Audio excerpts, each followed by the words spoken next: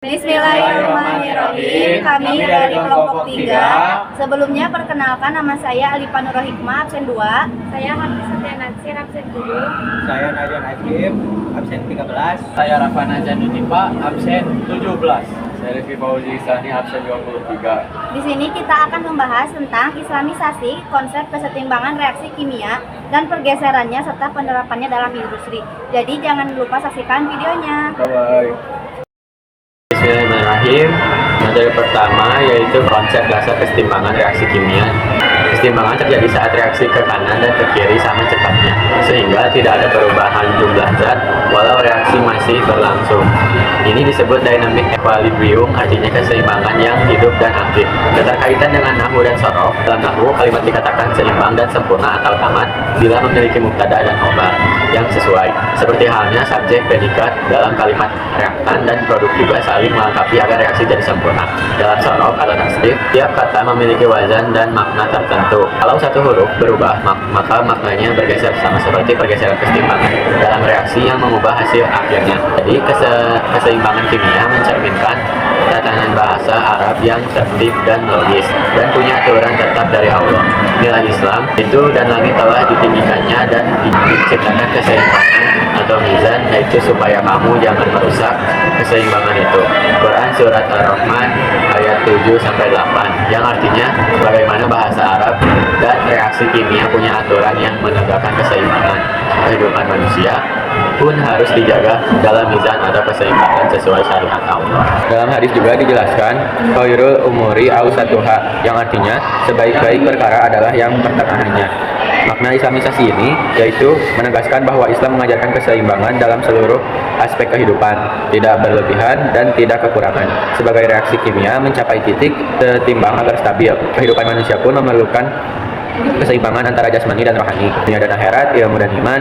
Jika manusia melampaui batas seperti sistem reaksi yang tidak seimbang, maka hasilnya pun akan merusak. Oleh karena itu, menjaga keseimbangan adalah bentuk ketaatan pada sunatullah. Materi kedua, pergeseran kesetimbangan.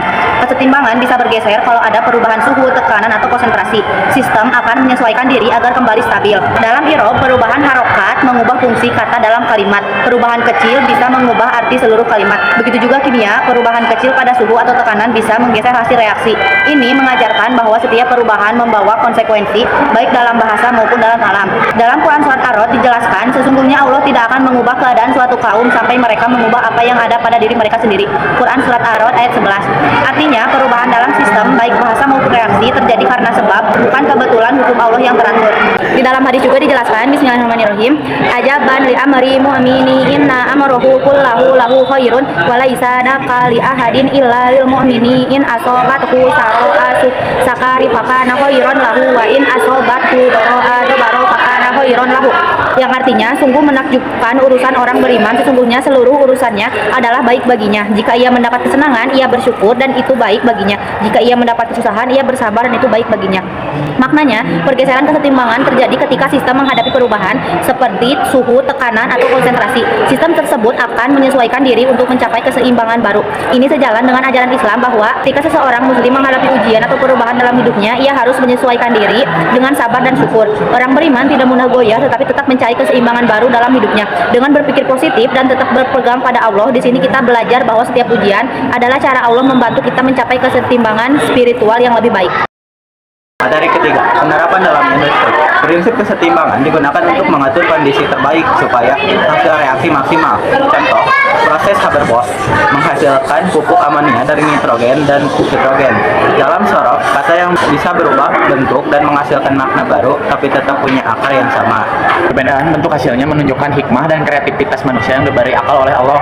Dalam Quran surat Al-Fatir ayat 39, katakan yang artinya, dan dialah yang menjadikan kamu khalifah di bumi, yang bermakna manusia ditugaskan untuk mengolah bumi berdasarkan ilmu, tapi tetap menjaga keseimbangan dan tidak membuat kerusakan. Dalam hadis dikatakan, Ana Rafi'i bani Rafi'i anna Nabiyya sallallahu alaihi wasallam su'ila ayyul kasbi atyabu faqala amalu rajuli biyadihi wa kullu bai'in mabarurin.